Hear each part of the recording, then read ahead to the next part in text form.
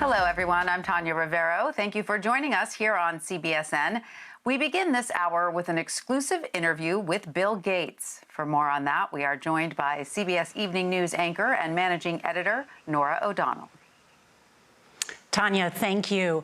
The Bill and Melinda Gates Foundation is one of the largest in the world, and with a focus on public health, it has committed more than $350 million for the development of vaccines, diagnostics, and therapeutics in the fight against the coronavirus.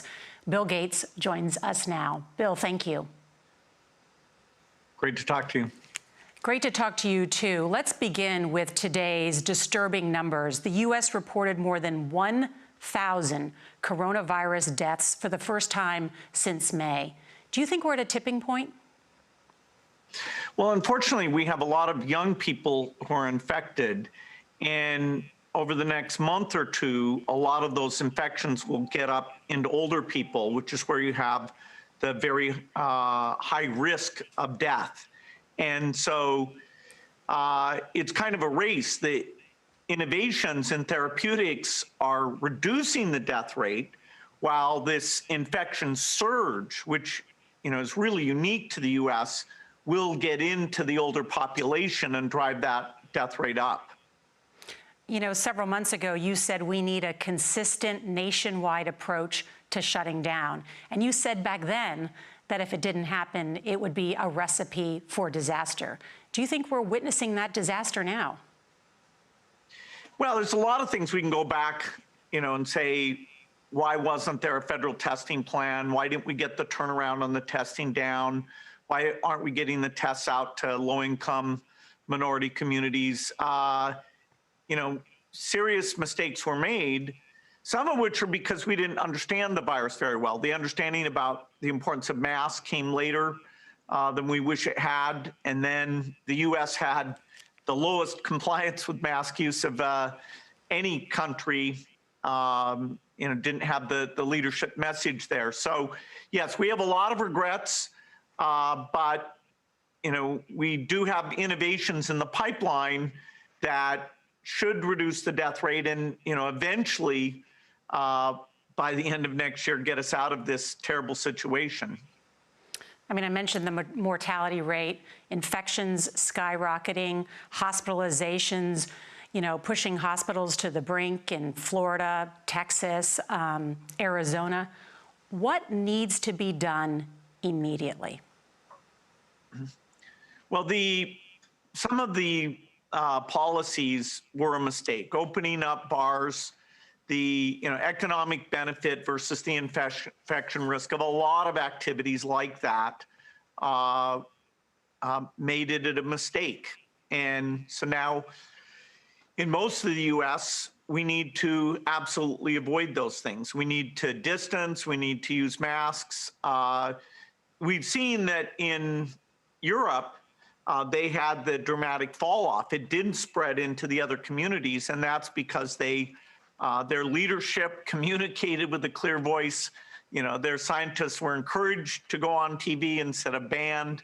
And so, the population benefited.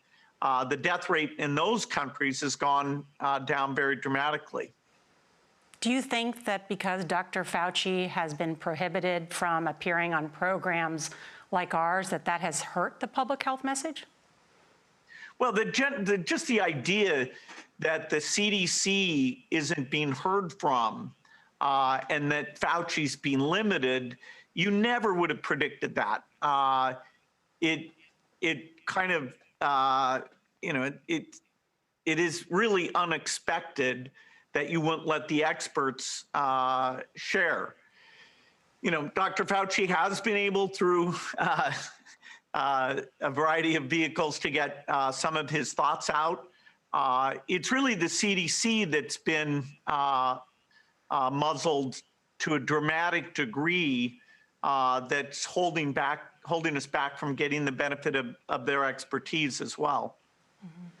Mm-hmm. As a mom, I hear a lot about this. We have parents we have teachers, we have schools all in the midst of this decision about how to get kids safely back into the classroom or whether to learn totally online. So let me ask you, for the 60 million children in America, how can we do it safely? Well, fortunately, the actual number of young people who get sick is pretty modest. And so the big challenge here is how to get the teachers and the staff in and to avoid those kids being a source of infection as they go back into their households.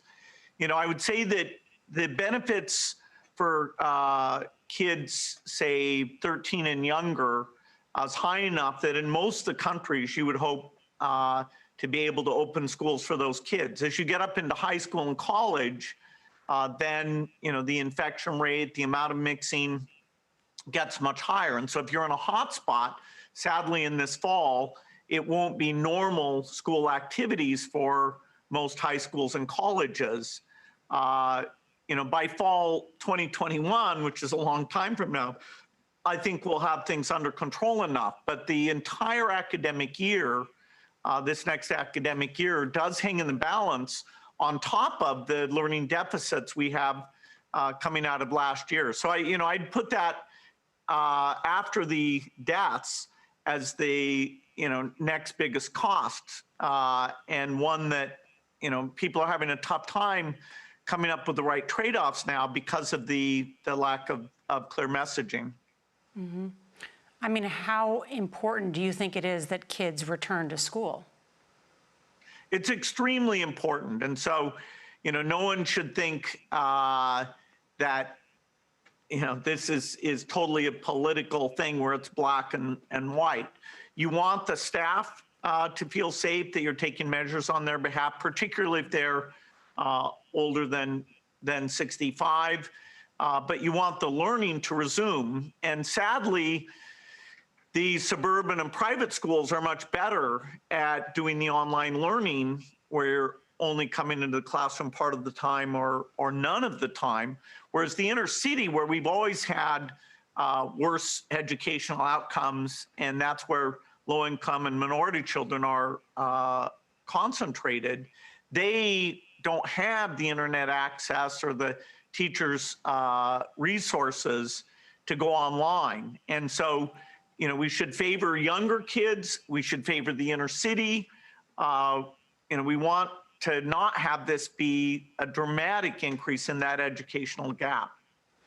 But Bill, where is that discussion coming from? Where is the discussion to help public schools by saying, you know what, let's split the students up. We'll bring in group A, a few days, group B the next few days. Let's give all of the kids someone fun to give all the kids and teachers medical masks. Let's set up an app where kids can take a thermometer, give them thermometers, take their temperature before they go to school, set up hand washing stations. I don't hear any of that discussion from whether it's states leaders, national leaders, city leaders. Am I missing that? Well, yeah, we're kind of stuck on the open them up completely versus, hey, if there's any risk, I don't want to go work there. And, those are two extreme positions. So the nuance of going part of the time, favoring the inner city, favoring the younger kids, having the policies in hotspots be more restrictive than in places that have gotten further along. Ironically, some of the non-hotspots right now are looking at being more restrictive than some of the hotspots are because of the political connection. So it's time for a discussion where it's not this black and white, hey, go in every day versus not going in at all, to set the priorities and to have the other activities reduced enough that you prioritize the slight infection increase that school activities will create and still stay below a exponential growth in infections. Mm-hmm. Bill, one of our viewers texted us this question. His name is Eric. He's actually from Washington State, where you are, and he asked, would you send your children to public school in this current situation? If a school is being careful, then yes. Now, if they live in a multi-generational household, where you have old people that they're exposed to, you have to look how hard would it be for you to reduce the, grandparents' exposure to those kids. If you live in a single generational household and you have a school that's being careful, then I do think it's reasonable to say, my kid can get that the educational opportunity, particularly as the kids are younger. People will have the freedom to make choices here, but we do need to remember it's mostly the transmission into the older people that drives these, really horrific deaths per day. As we're talking about a record number of infections every day being reported, the president said just this weekend that the U.S. has the lowest mortality rate in the world. Is that factually correct?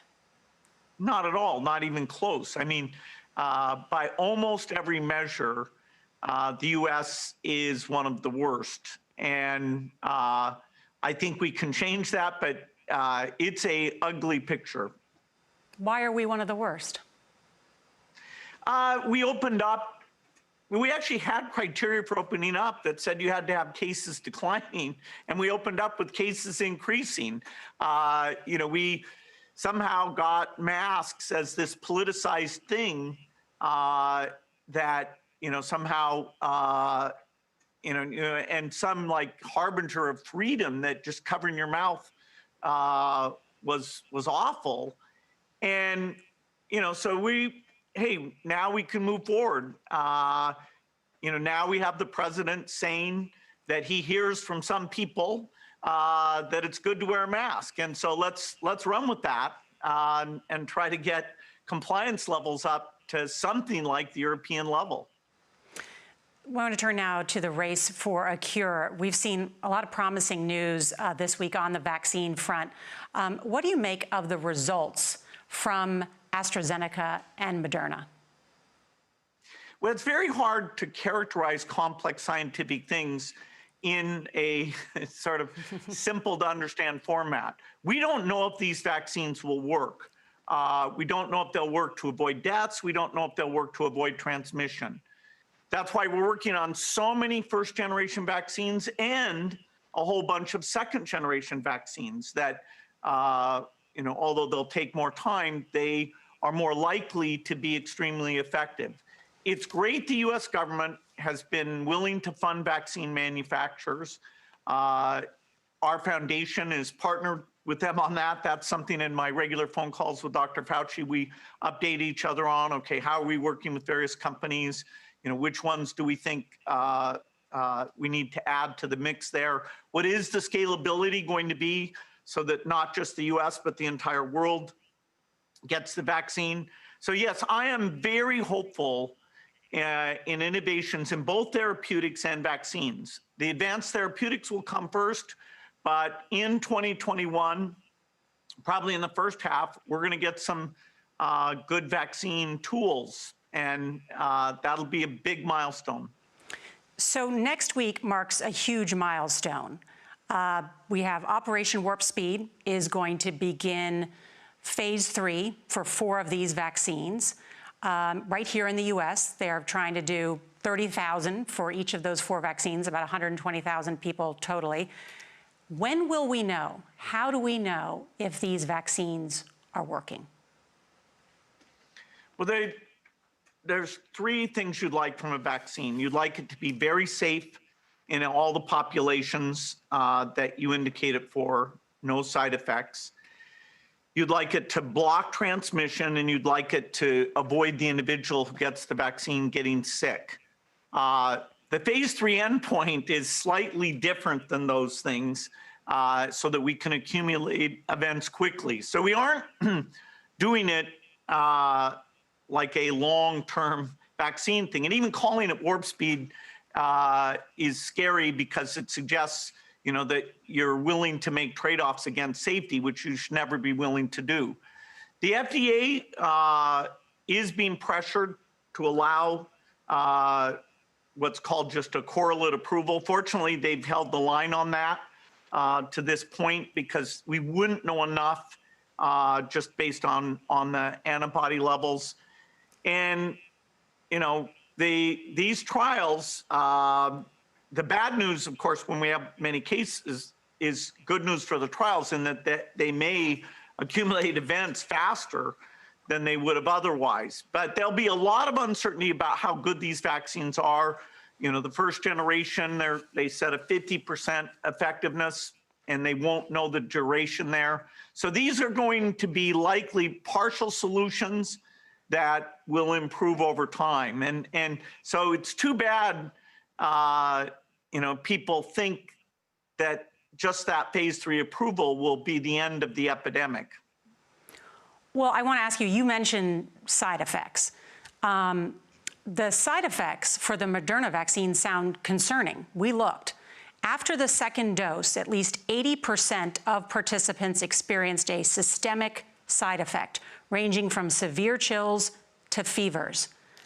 So, are these vaccines safe?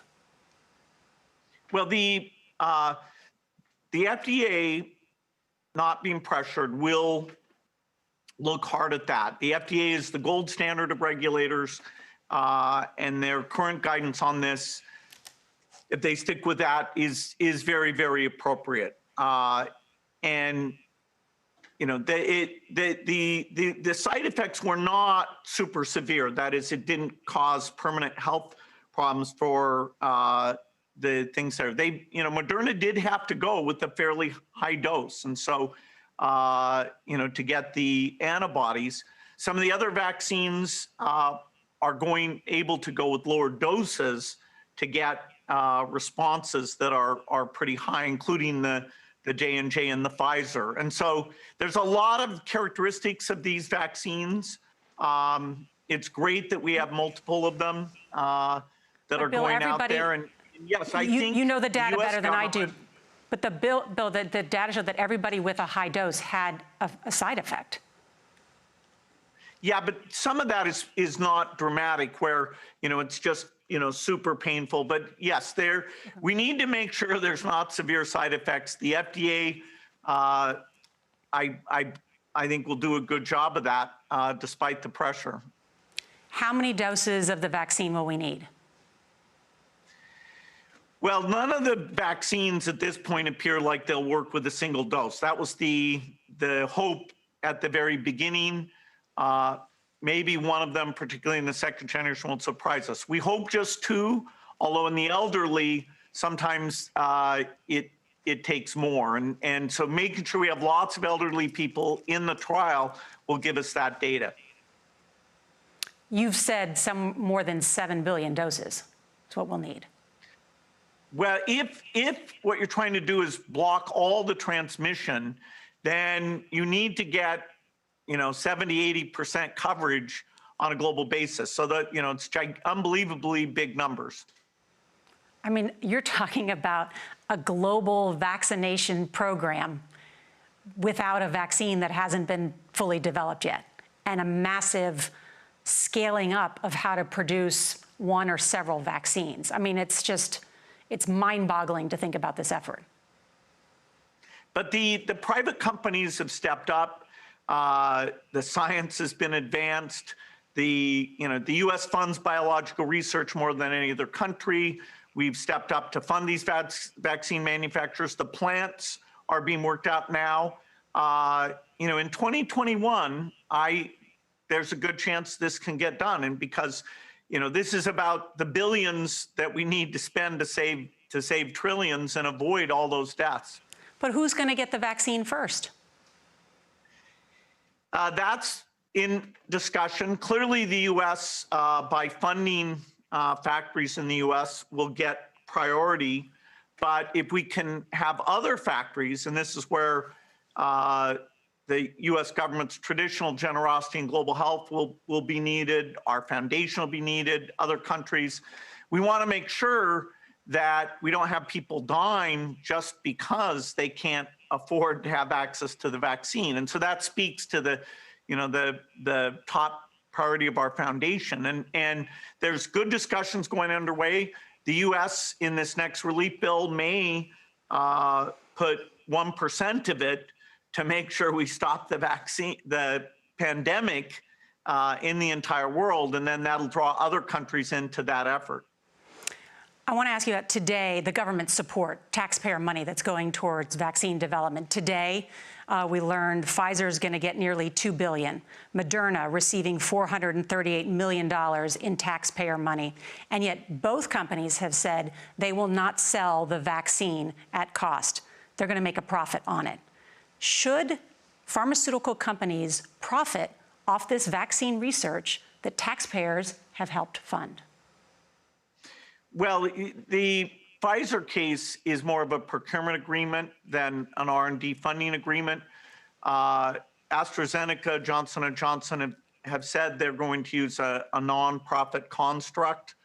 You know, the exact contracts that were negotiated, I don't have access to. But yes, you'd want to balance the fact who's taking the risk and who gets the benefit of those things. It's fantastic that the research is being funded, and you know I hope those agreements in terms of pricing and access are very strong. I mean, we heard from the HHS secretary say today that the vaccine will be free for Americans, or affordable. So that means the government will help purchase it from companies that are making a profit off of that we helped fund the research for. Do you see any problem with that? Well, some of the vaccines are being done by companies on a non-profit basis. A few have decided, you know, otherwise. And so if you have equivalent vaccines, you know, the one that's the cheapest will be the one that we go with. And we may have, you know, many choices here that some of which look like, you know, the production costs will be quite low. So I do honestly think both in therapeutics and in vaccines we'll end up that it'll be a very clear deal what should be purchased, and that'll be worked out. Whether people second guess the early barter contracts, that's not really the key issue. We will get a good deal on the vaccine, and we need the world to get a good deal on it. And there are many of the companies have committed themselves to that. Mm-hmm. The Gates Foundation is one of the largest funders of vaccine research in the world. Vaccines save millions and millions of people around the world every year. Are you concerned about a growing anti-vaccination disinformation campaign that exists on social media?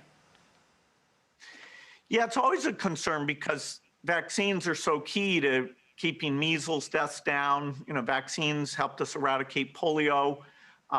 Vaccines are so important. They've played the primary role in cutting childhood death in half over the last 20 years.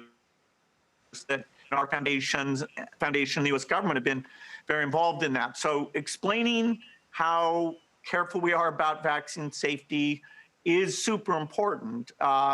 During a pandemic, I can understand people's anxieties levels going up, but you know, explaining what the testing is doing, we will need a lot of people to be willing to take the vaccine to stop the transmission. You have been the subject of a disinformation campaign. In fact, the posts on social media about you and coronavirus are considered the most widespread coronavirus falsehoods that exist. So I want to address some of them. To be clear, do you want a vaccine so that you can implant microchips into people? No, there's no connection between any of these vaccines and any tracking type thing at all. I don't know where that came from. And yet there was a poll by YouGov and Yahoo that shows 44% of Republicans, 19% of Democrats, and 24% of independents think that you want to do that. How did this conspiracy start? I don't know. You know, Dr. Fauci and I are sort of the two most mentioned, and some of these are deeply ironic. Like, you know, our foundation is about reducing death and, you know, bringing equity to health, and yet the idea that we get accused of creating chips or the virus.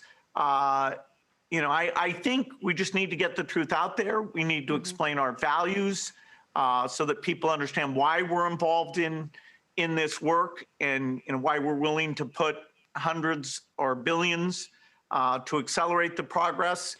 It's a little unclear to me, but I hope it'll die down as people get the facts. I know, but I want to ask you this because you're a co-founder of Microsoft. You travel in the circles of many of these tech leaders who control these companies. I know you know them. There was a Facebook post with that widely debunked conspiracy theory that says that you want to do that. It was shared tens of thousands of times. It's still on Facebook. And I reached out to Sheryl Sandberg today about it.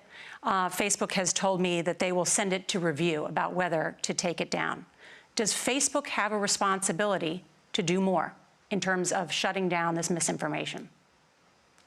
Yeah, well, they are willing to get rid of anti-vaccination messages that are, false there.